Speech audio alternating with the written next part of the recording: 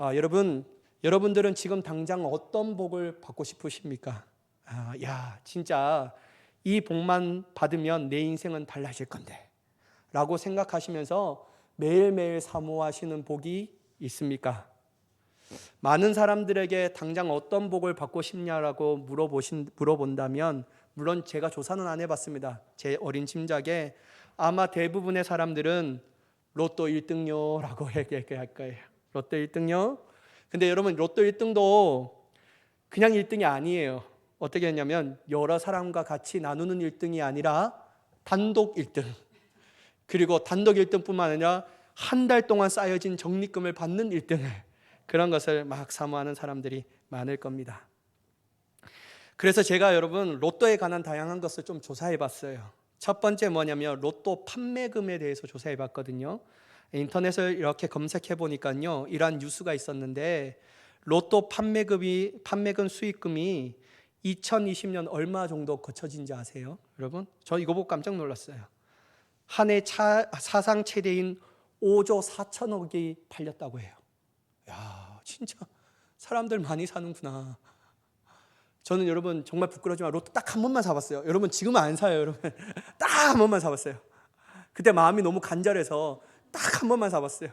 그것도 뭐 어떻게 사는지 몰라서 앞에 앉는 사람요 막 하는데, 앞에 사람만 한데 자동이라고 외치면 되는 거, 자동요, 그렇게 말씀해서 사봤어요.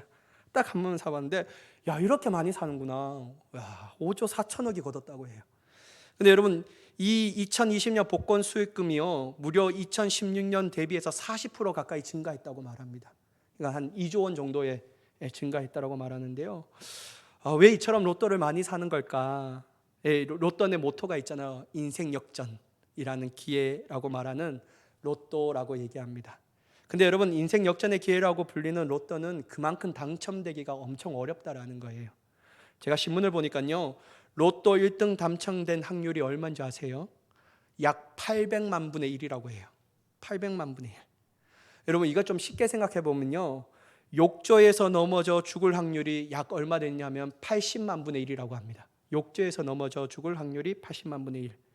벼락 맞아 죽을 확률이 약 400만 분의 1이라고 해요. 그러니까 여러분, 로또 1등 당첨되는 것이 욕조에서 넘어져 죽는 것보다 10배나 어렵고 벼락 맞아 죽는 것보다도 2배나 어렵다고 해요. 그러니까 여러분, 그럼에도 불구하고 사람들은 로또를 사요. 그것도 5조 4천억 정도에 팔린 만큼 사는 거예요. 왜 이렇게 살까? 그때 여러분 제 마음까지 드는 생각이, 나도 딱 한 번 사봤을 때 어떤 마음을 사냐면요, 요번에 1등 당첨금의 주인공은 나라는 거예요. 나라는 거예요. 내가 1등에 당첨이라는 거예요. 대부분 로또를 살 때요, 사람들은 이번에 내가 1등 당첨의 주인공이 될 것이라는 확신과 믿음 가운데서 삽니다. 여러분, 그 사기 전까지 얼마나 마음이 떨려요. 그러면서 어떻게 해드릴까요? 자동요라고 말할 때 그러면서 아주 즐겁게 사죠. 그리고 로또 이게 당첨 발표될 때까지 너무 즐겁고 기쁜 마음과, 진짜 내가 1등 되면 와, 내가 어떻게 이 돈을 써야 될까 막 생각하면서 막 상상의 나래를 펴면서 즐거운 마음으로 삽니다. 붕 떠 있죠. 그런데 여러분, 그 기분은요, 일주일째 못 가요. 왜냐하면 로또 1등 번호를 추첨하는 그 시간이 다가오면 1등에 대한 기대감과 즐거움은 금방 산산조각이 납니다. 그것도 여러분, 앞에 좀 기대감을 가지고 첫 번째 번호가 맞으면 좀 기다려보면 하는데 1번부터 5번째까지 다 틀려요. 첫 번째부터 틀리면 에이 진짜 막 화가 나네 하면서 막 이런 마음이 들죠. 그럴 때마다 왜 나는 안 되는 걸까? 왜 저 사람 되고 나는 안 되는 걸까? 막 이러면서 좌절감과 실패감이 막 우리 마음 가운데 몰려옵니다. 그렇다면 여러분, 질문이 있는데요, 여러분, 로또 1등 당첨되면 진짜 그것이 자신에게 일생일대 찾아오는 귀한 복일까요? 정말 그 돈으로 자기가 하고 싶은 거 하면서 예전보다 행복하고 기쁘고 즐거운 삶을 살 수 있을까요? 제가 한번 조사해 봤어요, 여러분. 그 중에 여러분 1,300억 원에 당첨된 사람이 있더라고요. 미국에 1,300억 원에 세금 떼고, 여러분 세금 전 말고 세금 떼고 1,300억 원에 당첨된 사람이 있어요. 그 사람이 누구냐면요, 잭 위테커라는 55살의 사람, 남자였는데요, 그는 복권에 당첨 전에도 안정된 생활을 영위하고 있는 사람이었습니다. 자수성가하여서요 100명이 넘는 직원을 보유한 상하수도관 건설업자였다고 해요. 처음 여러분 이분이 1,300억 원에 당첨돼서 처음 했던 모습은 좋은 일이었어요. 뭐냐면요 경기가 좋지 않을 때 해고한 옛 직원을 찾아가서 25명이나 복권시켰어요. 다시 자기의 직장으로 복직시켰다라는 것이죠. 그리고 두 번째로 했던 일이 뭐냐면 자선재단을 설립했습니다. 그리고 세 번째는요 이 사람도 크리스찬이더라고요. 교회에 10% 기부했다고 해요. 그 교회는 얼마나 좋을까? 이런 생각이 들었어요. 여러분 인간적으로 생각해서 너무 죄송해요. 그렇다고 여러분 로또 사라는 게 아니에요. 여러분 그렇게 생각합니다. 10%를 기부했다고 해요. 그리고 여러분 이러한 좋은 일들이 일어났는데요 시간이 좀 차 지나가니까요 이 안 좋은 일이 일어나는 거예요. 시간이 흐달리자 점차 상황은 달라졌어요. 이 사람이 스트립 클럽에 갔어요. 여러분 그래서 폭행 시비로 휘말리는가 하면 도박으로 거액의 돈을 다 잃어버립니다. 또한 그가 진짜 사랑했던 외손녀였던 이 외손녀가 마약 중독으로 죽게 돼요. 또한 몇 년 뒤에 딸도 죽음에 이르렀고 부인하고도 이혼하게 되는 일들이 일어나게 됐죠. 설상가상으로 2016년에는 이 사람이 살던 집이 불타서 다 사라져 버립니다. 여러분 한 방송사가 이 잭 위테커 씨와 인터뷰를 하는데요 이 사람이 참담한 심경을 밝히는 인터뷰 내용이 있어요. 뭐라고 얘기하냐면 손녀가 죽은 것도 돈 때문이다. 복권 1등의 당첨은 축복이 아니라 내 인생의 저주였다 라고 막 얘기하더라고요. 여러분 금액은 모두 다르지만 복권에 당첨되는 바람에 오히려 이전보다 불행한 삶을 살아가게 한 사람들이 참 많습니다. 그 예는 쉽게 찾아볼 수 있어요. 뉴스만 조금만 검색하면 살인하기도 하고 자살하기도 하고 경제적으로 더욱더 파탄이 나기도 하고 가정이 해체되는 등 수많은 어려움을 당하는 소식들이 너무 많다라는 거예요. 인터넷에 조금만 검색해 보면요 그 일들이 미국의 땅에 일어난 일들이 아니라 우리나라에서도 일어난 일들이라는 것을 쉽게 알아볼 수가 있습니다. 그러나 여러분 물론 로또 1등에 당첨된 사람들이 모두 다 그런 건 아니에요. 제가 한번 찾아보니까요 983억 원이 당첨된 사람이 있는데요 이 사람은요 자기가 이전에 당첨되기 전에도 다녔던 직장을 계속 다니고 있다고 해요. 그래서 이 사람이 그 돈을 얼마나 잘 관리했냐면요 지금까지도 여전히 행복한 삶을 살고 있다고 해요. 첫 번째 재단을 설립합니다. 각종 자선 행사를 열고요 거액의 기부를 통해 어린이들을 돕고 한다라고 해요. 지금도 여전히 그러한 삶을 살아가고 있다고 해요. 그리고 여러분 우리나라에서도 이러한 일들이 있더라고요. 보니까 2003년에 4월에 역대 최고 금액인 4억 7억 원을 당첨된 사람이 있었어요. 그 사람 누구냐면요 춘천경찰서 근무한 박모 경사였다고 해요. 그는 이 돈을 받자마자 어떻게 해다냐면요 강원일보에 공익재단을 만들어 달라면서 20억 원을 기탁합니다. 공익재단을 만들어 달라고. 그리고 자신이 근무했던 춘천경찰서 희망장학회라는 것이 있는데 이건 뭐냐면 이 경찰 이 자녀들이 어려운 자녀들을 돕고자 하는 그 장학회거든요. 거기에 얼마를 기부하냐면요 10억 원을 기부해요. 또한 여러분 자신의 자녀들이 다녔던 초등학교에 2억 원을 기부합니다. 이후에 약 30억 원을 사회에 환원했다고 해요. 그리고 지금은 경찰을 하지 않고 중소기업 이 제조업을 하는데요 지금도 그 기업을 잘 이끌어 나가며 매년마다 3천만 원씩 이 사회에 기부하며 좋은 일들을 하고 있다고 해요. 여러분 이 사람은 행복하게 살고 있다는 거예요. 사랑하는 여러분 이러한 뉴스를 접할 때 저는 다음과 같은 결론을 내렸습니다. 돈이 많음이 곧 복의 기준이 되는 것은 아니구나. 돈이 많음이 복의 기준이 아니라는 거예요. 결국 돈이 많음이 중요한 것이 아니고 그 많은 돈을 제대로 쓸 수 있는 사람이 좋은 마음과 가치관을 가지는 것이 훨씬 많은 돈보다 더 훨씬 복되다라는 사실을 알게 되었습니다. 이러한 사람만이 자기의 일생일 때 찾아왔던 그 많은 돈을 제대로 사용함을 통하여 그 인생이 행복하고 즐거워하며 기뻐하며 살아갈 수 있게 되는 줄 믿습니다. 그래서 여러분 돈 많은 게 복이 아니에요. 가장 복은 뭐냐면요 그 돈을 제대로 쓸 수 있는 사람이 복된 사람이 되어야 한다는 거죠. 여러분, 하지만 많은 사람들은 그렇게 생각하지 않는 것 같아요. 목사님, 뭐 다 알겠는데요, 그래도 나에게 10억 원이라도 좀 있었으면 좋겠어요. 그렇게 얘기하는 사람들도 있어요. 근데 여러분, 이 사람들은요, 돈으로 상쇄되는 물질의 풍요로움만 관심을 가지고 있고 그 물질의 풍요로운 복을 받기를 원합니다. 왜 그럴까요, 여러분? 돈 많아서 좋은 것은 뭐냐면 성공했다라는 이름을 알리기를 원하고, 좋은 집, 좋은 차, 좋은 옷, 좋은 신발, 이걸 신기를 원하는 거예요. 거기에는 어떤 사람들은 권력과 명성과 인기까지 끌고자 한다라는 것이죠. 근데 여러분, 피해갈 수 없는 진실이 있습니다. 이 물질의 풍요로움이 도리어 멀리 보면요, 자신을 망치는 올무가 된다라는 거예요. 자신의 앞길에 큰 구렁텅이가 되어서 그 구렁텅이에 빠져서 심히 힘들게 만들어 버린다라는 것이죠. 제가 이렇게만 생각했을까요? 아니에요, 여러분. 오늘 말씀을 보면요, 예수님 또한 이것을 분명히 아셨습니다. 특별히 오늘 본문의 말씀을 보면요, 더욱더 분명하게 깨닫게 되는 거예요. 여러분, 오늘 본문의 말씀은 흔히 산상수훈이라고 말해요. 산에서 하나님께서 주옥과 같은 말씀을 전하시죠.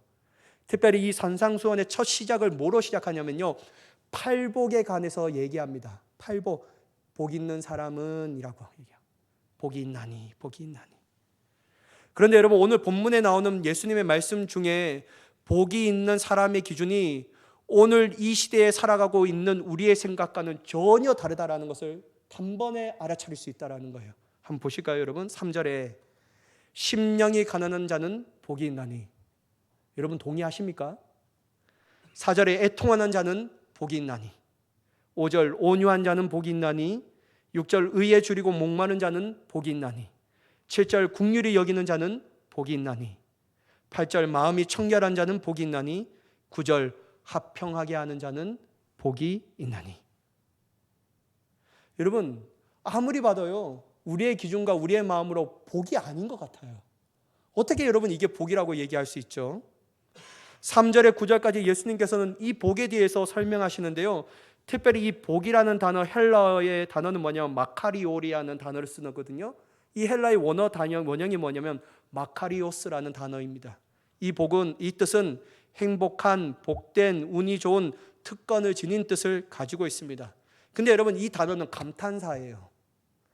어떻게 해석해야 되냐면요, 얼마나 복이 있는가라고 해석하는 것이 더 자연스럽습니다. 다시 말해서 심령이 가난한 자는, 야 봐라, 이 사람은 얼마나 복이 있는가라고 말하는 거예요. 그렇다면 여러분, 예수님이 말씀하신 복에 있는 사람의 공통점이 무엇일까요? 그것은 바로 물질의 풍요가 아니라는 것은 분명하게 우리가 알 수 있다는 거예요. 단번에 알아차릴 수 있어요. 물질의 풍요로움이 아니라는 거예요. 만약 예수님 또한 복 있는 사람이 물질의 풍요와 관련이 있다면 다음과 같이 말씀하셔야죠. 여러분, 한번 보셔요. 제 말이 틀리나. 만약에 주님이 물질과 관심이 있다면 이렇게 말씀하시는 것이 정답일 겁니다. 돈 많은 사람은 복이 있나니. 좋은 집에 사는 사람은 복이 있나니. 좋은 옷과 좋은 차를 가진 사람은 복이 있나니. 세상이 말하는 성공한 자는 복이 있나니. 이렇게 말씀하셔야죠. 그래야 주님의 복이, 물질의 복이 우리가 사모하는 복이 돼야 되지 않겠습니까? 근데 여러분, 주님은 단 한 번도 이런 말씀을 하시지 않아요. 그것도 산상수훈이라는 주옥과 같은 말씀 중에서요. 그러므로 여러분, 예수님에게 있어서는 진정한 복, 또한 복 있는 사람의 기준은 보이는 물질과 물질의 풍요가 아니라 비물질이라는 겁니다. 비물질이라는 거예요. 다시 말해서 이 비물질은 사람의 영혼과 그 사람의 영혼의 지금의 상태가 중요하다는 것을 말씀하고 있는 줄 믿습니다. 다시 말해서 예수님께서 말씀하시는 진정한 복, 성도들이 추구해야 하는 복은 물질과 그 물질의 풍요라는 복이 아니라 그 영혼 가운데 어떠한 상태로 임하여지는 것인가, 이게 복의 기준점이 된다는 것을 말씀하는 거예요. 이러한 사람이 진정한 복을 받은 사람이며 이 복을 제대로 누릴 수 있는 사람이라고 주님은 말씀하고 있습니다. 여러분, 좀 긴데요, 여러분 지루할 수 있습니다. 근데 여러분 한번 좀 봐보셔요. 제가 지금부터 8가지의 복을 좀 설명할 건데요, 좀 지루할 수 있습니다. 근데 한번 좀, 여러분 왜 예수님이 이러한 사람에게 복이 있다라고 말씀하는가 좀 한번 느껴보세요. 첫 번째 여러분, 예수님께서 먼저 심령이 가난한 자는 복이 있다라고 얘기해요. 특별히 여러분, 그 사람들이 천국이 그들의 것임이라고 얘기해요. 이것은 뭐냐면 물질의 결여, 물질이 없어서 그 사람이 복이 있다라는 것이 아닌 어떤 것의 결여라고 말하냐면 영적인 결여의 상태를 얘기하고 있습니다. 다시 말해서 이 사람은 어떤 영적인 결여가 갖고 있냐면요, 하나님의 부재를 느끼고 있다라는 거예요. 그분의 인자하심을 사모하고 있다라는 거예요. 전적으로 하나님을 의지할 수밖에 없는 상태에 이 사람이 심령이 가난한 사람이라고 얘기하고 있다라는 거예요. 특별히 가난한 자라는 말은 심령이 겸손하고 회개하는 자에 대한 구절과 많이 연결되어 있습니다. 예수님께서 도리어 이러한 사람이 복이 있나니, 이러한 사람이 얼마나 복이 있는가라고 말씀하시는 거예요. 예수님께서 이러한 사람이 복이 있다라고 말씀하시는 이유가 뭐냐면 이들에게만 천국이 그들의 것이기 되기 때문이죠. 여러분, 여기서 천국은 넓은 의미로 보면 현 시대의 그리스도인들이 누릴 모든 특권과 또한 내세의 영원한 축복을 포함하고 있는 단어입니다. 그런데 여러분, 이것은 인간의 노력의 대가와 보상이 아니라 심령이 가난한 자에게 내리는 하나님의 긍휼하심의 선물이라는 거예요. 그러므로 여러분, 우리의 심령이 가난해야 합니다. 그게 도리어 역설적으로 우리에게 복이 된다라는 거예요. 우리는 너무 부했어요. 그래서 언젠가부터 예수님이 필요 없는 존재가 되어버렸다라는 거예요. 어떤 영적인 가람이 없다라는 거예요. 또한 여러분, 두 번째는 예수님 또한 애통하는 자가 이 얼마나 복이 있는가라고 말씀하십니다. 여러분, 상식적으로 동의가 됩니까? 저는 이거 볼 때는 상식적으로 동의가 안 돼요. 여러분, 어떤 사람이 겉모습으로 볼 때 복이 있는 사람처럼 보여요? 웃고 즐거워하는 자가 복이 있는 것처럼 보이지 않습니까? 근데 여러분, 예수님은요, 도리어 반대적으로 애통하는 자가 이 얼마나 복이 있는가라고 말씀하시는 거예요. 그렇다면 여러분, 주님이 말씀하시는 애통이라는 이 단어에 깊은 뜻이 담겨 있다라는 것이죠. 여기서 애통은 뭐냐면요, 진실로 자신에 대해 깊이 슬퍼하고 하나님과 인간 사이를 갈라놓은 죄에 대한 애통이며, 사람들이 자랑하고 내세우던 그 도덕성과 자기의 의에 대한 애통이며, 하나님의 뜻을 진지하게 찾고 끝끝내 발견하려는 애통을 말하고 있다는 거예요. 이게 쉽게 말하자면요, 어떠한 상태냐면요, 깊은 회개 가운데로 들어간 사람들의 영혼의 특징을 얘기하고 있습니다. 그러니까 여러분, 깊은 회개 가운데 들어가니까 말할 수 없는 애통이 자신의 눈에서 눈물로서 나타날 수밖에 없다는 것이죠. 어떻게 여러분 이러한 사람이 복이 있을까요? 왜냐하면 이러한 사람들은요, 그들이 친히 세상의 위로를 받는 사람이 아니에요. 그들은 돈으로 위로받는 게 아닙니다. 나에게 1억만 줘보십시오, 내가 얼마나 위로받는지, 그런 게 아니에요. 여러분.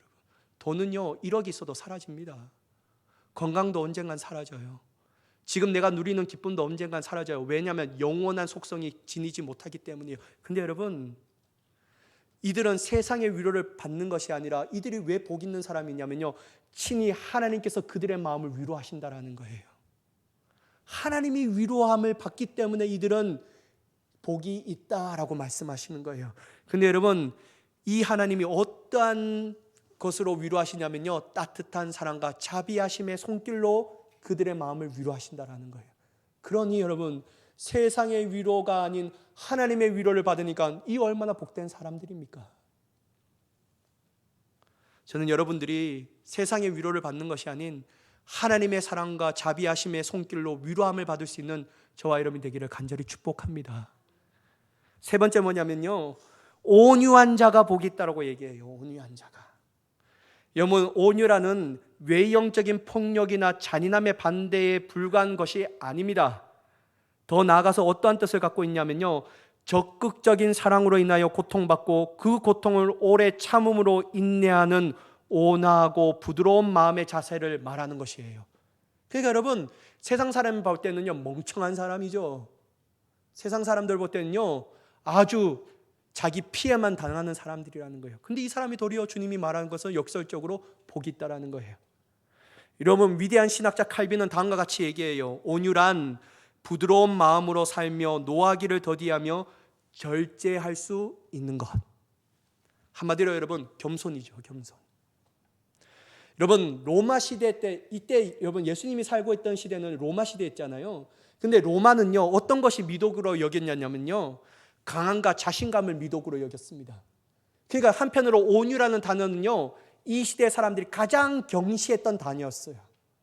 이 세 사람들이 가장 인정하지 않고 좋아하지 않는 단어가 바로 온유함이었다라는 거예요. 근데 예수님은요 세상 사람들이 싫어했던 그 단어를 가지고 도리어 이 사람이 복이 있나니라고 말씀하셔요. 예수님께서는 온유한 사람만이 땅을 기업으로 받을 것이라고 말씀하고 계십니다. 여기서 땅은요 우리가 보이는 부동산이 아니에요. 여러분 이 땅은요 어떤 땅이냐면요 하나님의 약속을 따라 새 하늘과 새 땅을 의미하고 있다는 거예요. 다시 말해 우리가 들어갈 하나님의 나라, 그게 이 사람이 기업으로 받게 되는 거예요. 그러니까 여러분 얼마나 축복받은 사람입니까? 여러분 세상에는 강하면서 공격적인 자, 질서를 무시하는 난폭한 자가 땅을 차지하게 되지만 천국의 기업은 그런 사람이 차지하지 못합니다. 도리어 하나님의 뜻에 순종하고 온유한 자에게 주어질 것이기에 이러한 사람들만이 하늘의 축복과 땅의 축복이 모두를 그들의 소유가 되기에 복 있는 사람으로 불려지게 된다는 거예요. 사랑하는 여러분, 저와 여러분 삶이 온유한 삶으로 땅을 기업으로 받는 자가 되기를 간절히 축복합니다. 여러분, 예수님 또한 의에 줄이고 목마른 자가 복이 있다고 말씀하셔요. 여기서 여러분 말하는 줄임과 목마름은 이 땅 위에 사는 모든 사람의 인생이 겪는 육적인 기갈을 얘기하는 게 아니에요. 못 먹어서 줄임과 목마름이 아니에요. 여러분 예수님이 말씀하신 이 목마름은 뭐냐면요, 줄임이 뭐냐면요, 하나님의 말씀을 듣지 못하기 때문에 겪는 심각한 영적인 기근을 얘기하고 있다는 거예요. 따라서 이런 사람이야말로 늘 하나님의 말씀으로 자신의 삶을 돌이켜보니까 하나님의 뜻을 전적으로 행할 뿐만 아니라 정의가 이루어질 것을 갈망하며 종말론적으로는 굶주림이나 목마름 같이 이 땅에서 완전히 해결되지 못할 세상의 불의에 대한 하나님의 최후의 승리를 믿어요. 그리고 바라는 것은 뭐냐면 의의 본향인 새하늘과 새 땅을 사모하는 사람들의 모습으로 이 땅을 살아가게 되는 줄 믿습니다. 그러니 여러분 이 사람들이 복 있는 거예요. 주님이 뭐라고 얘기하냐면요, 이러한 사람들만이 받는 복은 다름이 아닌 배가 불러지는 복을 받게 될 것이다 라고 말씀하시죠. 결국 예수님은 의에 줄이고 목마른 성도의 목자가 되시어 영생의 생명수와 하늘의 양식으로 그들의 영혼을 채워주신다라는 거예요. 먹으면 꺼져지는, 마셔도 우리의 가람을 해결해 주지 못하는 것인데 하나님께서 하늘의 양식으로 영원한 생명수로 우리의 영혼과 가람을 채워주신다라는 거예요. 그러니 여러분 얼마나 복 있는 사람들입니까? 이 영혼의 만족감을 얻는 것은 하나님의 선물이기 때문에 그 선물을 받은 사람이 복이 있는 사람이 되는 줄 믿습니다. 또한 여러분 예수님은 긍휼히 여기는 자가 복이 있다고 말해요. 여기서 긍휼히 여기는 자의 의미는 바로 그리스도를 본받고 그리스도의 마음을 품은 자들을 의미하고 있습니다. 즉 긍휼히 여긴다는 말은 죄를 용서해 주는 것과 고통을 당하는 자와 궁핍한 자를 동정한다라는 의미를 가지고 있어요. 그런데 여러분 이게 특징이 있는데 뭐냐면 이러한 사람들은 시련을 당하는 자들을 외면하지 않는다라는 거예요. 잘 됐다, 꽃이다, 네가 그래서 그렇게 된 거야, 이렇게 얘기하지 않는 거예요. 이러한 시련을 당하는 자들을 외면하지 않고 그들의 상황에 깊이 공감하며 할 수 있는 대로 도와줍니다. 또한 제약된 세상을 정죄하는 것으로 끝나는 것이 세상 다 악해, 난 세상 본받고 싶지도 않고 세상은 막 하고 싶지도 않아, 이렇게 정죄하는 인생이 아니라 도리어 세상을 긍휼히 여겨 회복을 위하여 빛과 소금의 역할로 회복시키는 공동체의 삶을 살아가게 되는 거예요. 그러니까 여러분 복 있는 사람이죠. 따라서 여러분 이러한 사람들은 하나님의 놀라운 은총과 자비를 받게 됩니다. 그래서 그들은 하나님으로부터 오는 긍휼을 얻게 되어 절대로 정죄당하지 않는다라는 거예요. 날마다 긍휼하심을 힘입어 주님께 기도하며 이 긍휼하심으로 말미암아 주님께 더 가까이 나아가는 자가 되는 줄 믿습니다. 예수님은 마지막으로 예수님은 마음이 청결한 자는 복이 있다라고 말씀하셔요. 여러분, 여기서 마음이 청결한 자라는 것은 바로 인간의 모든 사고와 행위의 원천인 마음을 탐욕과 두 마음에서 해방시키고 정결케 하는 근본적이고 내적인 청결을 의미합니다. 쉽게 말씀드릴까요, 여러분? 이것은 예수님으로 말미암아 제3을 받고 신실한 주의 백성으로 살아가는 성도의 마음을 가리키는데, 그래서 여러분, 이 마음을 가진 사람은 절대로 두 마음을 품지 않는 거예요. 돈과 하나님을 겸하여 섬길 수 없느니라. 돈의 노예가 되지 않습니다. 돈 때문에 살아가는 것이 아니라 하나님의 은혜 때문에 살아가는 거예요. 자기는 치장을 엄청 잘하는데 하나님 앞에 드리는 것은 엄청 아깝게 생각하는 거예요. 여러분, 이거는요, 돈의 노예입니다. 여러분, 우리는 돈에서 자유로워져야 합니다. 왜냐하면 우리는 마음이 청결한 자니까. 하나님은요, 우리가 돈에 드리는 액수에는 관심이 없어요. 그 돈에 드리는 마음을 보시는 것이죠. 여러분, 저는 여러분들의 두 마음을 섬기는 자가 되는 것이 아니라 전심으로 한 마음으로 하나님만을 사랑하며 나아가는 자가 되기를 간절히 축복합니다.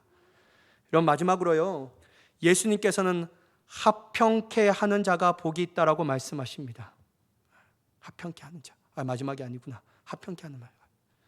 이 말은 여러분, 합평을 만들어가게 하는 자를 의미하는데요, 이는 근본적으로 하나님과 인간관계의 회복을 인한 평화를 의미하게 되는 거예요. 근데 여러분, 실제로 그렇게 살아 계신 분이 있어요. 누구시냐면요, 예수님이에요. 예수님은 하나님과 우리 사이에 평화와 합평이 없을 때 무슨 제물이 되셨죠? 화목 제물이 되셔서 우리와 하나님의 관계를 화해시켜서 어떻게 하셨습니까? 합평케 하셨다라는 거예요. 평화를 누리는 존재가 되게 하셨다라는 것이죠. 그러므로 여러분, 우리 또한 첫 번째로 제발요, 하나님과 합평케 하는데 힘써야 합니다. 다른 데 힘쓰지 말고요, 제발 하나님과 합평케 하는 자가 되어야 될 줄 믿습니다. 그리고 여러분, 두 번째도 있어요. 여러분, 이것 또한 첫 번째 못지않게 중요합니다. 여러분들이 속한 가정과 직장과 기업과 교회 공동체의 분열과 갈등을 끝내고 합평을 이루게 하는 자가 되기를 예수님의 이름으로 간절히 축복합니다. 우리는 트러블 메이커가 되지 말고 피스 메이커가 되어야 합니다. 이게 주님이 원하시는 복이 있는 사람이에요. 여러분, 예수님은 이러한 사람들이 하나님의 아들, 즉 하나님의 자녀가 될 것이라고 말씀하셔요. 우리 모두가 합평케 하는 사람으로서 하나님의 자녀의 삶과 하나님의 자녀의 삶을 통하여 주시는 하나님의 온전한 기쁨을 누리며 나아가는 저와 여러분이 되기를 예수님의 이름으로 축복합니다. 진짜 마지막이에요. 마지막으로 주님의 말씀인 복은 다름이 아닌 바로 의를 위하여 박해하는 자가 복이 있다고 말씀하셔요. 그 뜻은 뭐냐면 바로 하나님의 계명을 지킴으로 고통당하는 것, 우상에게 절하거나 불의와 타협하기를 거부하는 일로 고통당하는 것, 그리고 하나님의 나라와 복음을 위해 일하다가 고난을 당하는 것, 예수님의 이름 때문에 명예가 실추되고 사회적, 정치적, 경제적, 통제적을 받는 것을 의미합니다. 그렇다면 여러분, 왜 이들이 복이 있는 것일까요? 세상은요, 알아주지 않아요. 세상은 그렇게 살아가면요, 도태돼요. 세상의 성공은 그렇게 성취할 수 없습니다. 적당히 누리고 적당히 타협하고 적당히 세상 낙도 좀 누려야지만 세상은 성공할 수 있어요. 근데 여러분, 예수님은 그러한 사람은 절대로 복 있는 사람이라고 얘기하지 않아요. 도리어 왜 이 사람이 복이 있냐면요, 세상에 주는 성공은 없어도 하나님의 주시는 상은 있기 때문이에요. 왜 그럴까요, 여러분? 이 사람들요, 하나님의 상이 있는데 첫 번째, 심령이 가난한 자들과 같이 마찬가지로 받는 복이 있는데 천국이 그들의 것임이 복이 있다라는 거예요. 그러므로 여러분, 우리의 결론은 뭐냐면요, 주님의 이름을 위해 살고 천국의 소망으로 세상이 주는 핍박과 고난 그리고 조롱을 인내하며 승리하는 자의 모습으로 살아가는 자가 되어야 할 줄 믿습니다. 사랑하는 여러분, 제가 앞에 드린 말씀을 기억하십니까? 어떻게 이것이 세상이 말하는 복과 같을 수가 있죠? 저는 봐도 아닌 것 같아요. 물질이 아니라는 것은 분명하다라는 거예요. 절대로 그런 것이 복의 기준이 되지 않습니다, 여러분. 예수님께서 말씀하신 복은요, 절대로 세상의 기준이 아니라는 거예요. 예수님만 믿으면 건강해지고, 예수님 믿으면 경제적으로 부유해지고, 예수님 믿으면 자녀들이 출세하고, 예수님 믿으면 자손이 번성하는 것이 복이라고 주님은 단 한 번도 말씀하시지 않습니다. 우리가 그렇게 믿는 것이죠. 절대로 그런 게 아니에요. 여러분, 예수님은 특별히 무리가 산안에 앉았는데 누가 예수님께 나오고 왔냐면요, 제자들이 나와요. 그러니까 여러분, 예수님은 무리에 관심이 없고 제자들이 어떤 복을 받기를 원하시냐면요, 제자들은 비본질적인 복을 받기를 원하는 것이 아니라 너의 인생 가운데 본질적 복을 추구하며 나아가라는 거예요. 사랑하는 여러분, 우리는 예수를 믿는 사람들은 제자입니다. 비본질적인 것을 추구하면 안 돼요. 하나님은요, 본질적 복을 위하여 우리를 부르신 줄 믿으시기 바랍니다. 그래서 여러분, 우리가 진짜 사모의 복은 뭐냐면요, 이 8가지의 복입니다. 그럴 때 여러분, 우리는 이 세상이 말로 다 할 수 없는 복을 누리며 나아가는 자가 되는 줄 믿습니다. 여러분, 시간이 많이 갔는데 여러분 죄송합니다. 두 번째로는요, 우리에게 말씀하시는 복은 어떤 복이냐면요, 우리의 삶의 관점과 삶의 모습을 바꾸는 것이 바로 큰 복이라는 거예요. 여러분, 예수님을 믿고도 우리가 여전히 이 땅만 바라보며 이 땅의 것을 전부라고 살아가는 이유가 있습니다. 무엇일까요, 여러분? 예수님을 믿어도 우리는 이 땅에 살아가고 있을 때 이 땅만 바라보며 이 땅의 것을 전부라고 생각하며 나아가는 거예요. 왜 그럴까요, 여러분? 예수님 믿는데도, 교회 다니는데도. 왜냐하면 단 한 가지 이유예요. 우리의 관점이 안 바뀌었어요. 죽으라고 안 바뀌어요. 예배를 수천 번 드려도 안 바뀌어요. 제자 공부 열심히 훈련해도 안 바뀌어요, 여러분. 그걸로 바뀌는 게 아니에요, 여러분. 내가 옛날에 성령을 체험해도 지금도 안 바뀔 수가 있다라는 거예요. 왜냐하면 지금도 여전히 이 땅만 바라보면서 하니까요. 그게 중요한 게 아니에요. 왜 안 바뀌냐면요, 내 관점이 안 바뀌었어요. 내 삶의 모습이 안 바뀌어서 그래요.